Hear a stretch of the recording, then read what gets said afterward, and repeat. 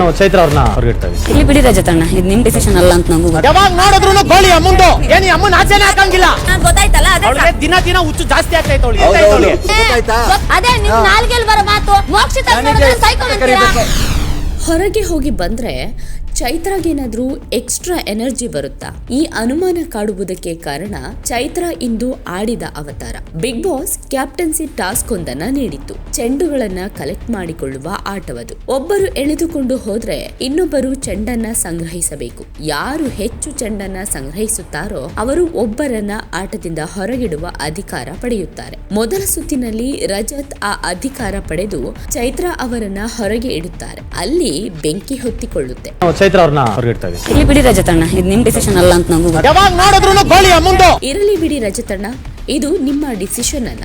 ನನ್ನ ಕಂಡ್ರೆ ಭಯ ಇದೆಯಲ್ಲ ಅಷ್ಟು ಸಾಕು ಎಂದು ಚೈತ್ರ ಜೋರು ಮಾಡ್ತಾರೆ. ರಜತ್ಗೂ ಕೋಪ ಬಂದು ಅವಳಿಗೆ ದಿನ ಹುಚ್ಚು ಜಾಸ್ತಿ ಆಗ್ತಾ ಇದೆ ಅಂತ ಏಕವಚನದಲ್ಲೇ ಬೈದಾಡಿದ್ದಾರೆ. ಭಯ ಯಾರಿಗೆ ಗೊತ್ತಾಯ್ತಲ್ಲ, ಅವಳಿಗೆ ದಿನ ಹುಚ್ಚು ಜಾಸ್ತಿ ಆಗ್ತೈತೆ ಅವಳಿಗೆ. ನಾಮಿನೇಷನ್ ವಿಚಾರವಾಗಿ ತ್ರಿವಿಕ್ರಮ್ ಜೊತೆಗೂ ಕೂಡ ಚೈತ್ರ ಜಗಳವಾಡಿದ್ರು. ಆಗ ಎಲ್ಲೋಯ್ತ ಮೋಕ್ಷಿತಾ ವಿಚಾರವನ್ನ ಚೈತ್ರ ಮಧ್ಯದಲ್ಲಿ ತಂದಿದ್ರು. ತ್ರಿವಿಕ್ರಮ್ ಮೋಕ್ಷಿತಾರನ್ನ ಸೈಕೋ ಅಂತ ಹೇಳ್ದ ಅಂತ ಹೇಳಿ ವಿಚಾರವನ್ನೇ ಡೈವರ್ಟ್ ಮಾಡಿದ್ರು.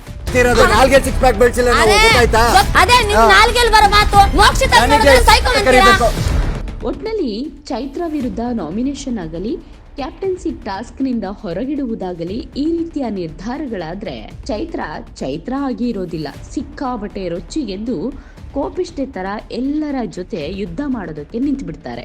ಚೈತ್ರ ಬಿಗ್ ಬಾಸ್ ಮನೆಗೆ ಬರುವುದಕ್ಕೂ ಮುನ್ನ ಜೈಲಿಗೆ ಹೋಗಿ ಬಂದಿದ್ದಾರೆ.